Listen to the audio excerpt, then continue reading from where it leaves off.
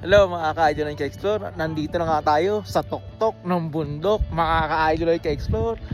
At ayan, kitang kita nyo mga ka-idol ka-explore. Ayan, mga ka-idol ka-explore, ang inyong makikita dyan. Ayan na, tuktok ng bundok. Ayan mga ka-idol ka-explore, nag-cross nga pala doon. Ayan mga ka-idol. See you. Ayan mga ka-idol ng ka-explore, yan ang inyong makita dito sa taas ng Eagle's Nest.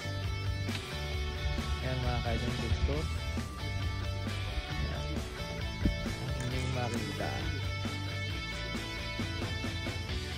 Hello mga ka-idol ng ka-explore, kamusta kayong lahat dyan?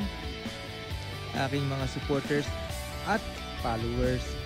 So kanina nga pala mga ka-idol ng ka-explore, nandun tayo sa baba ng bundok. Ngayon mga ka-idol ng ka-explore, nandito na tayo sa taas ng bundok. So, na-realize ko lang mga ka-idol ng ka-explore na ang pagpanik pala ng bundok ay katulad ng mga buhay natin sa araw-araw mga ka-idol ng ka-explore. Marami man tayong pagsubok na dumadaan sa pang-araw-araw mga ka-idol ng ka-explore. Mahirap man ang buhay natin ngayon mga ka-idol ng ka-explore. Pero basta ipagpatuloy mo lang ang iyong pangarap at patuloy kang lumakad pataas mga ka-idol ng ka-explore.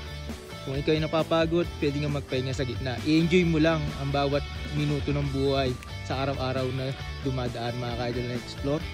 At ngayon mga ka-idol ng ka-explore, pag natin mo na ang tuktok, diyan mo tunay na makikita ganyan kaganda. Kung gano'ng kaganda ang view dito mga ka-idol ng ka-explore, ganyan din kaganda ang pangarap mong mararating pag hindi ka sumubok sa buhay. Maraming salamat mga ka-idol ng ka-explore.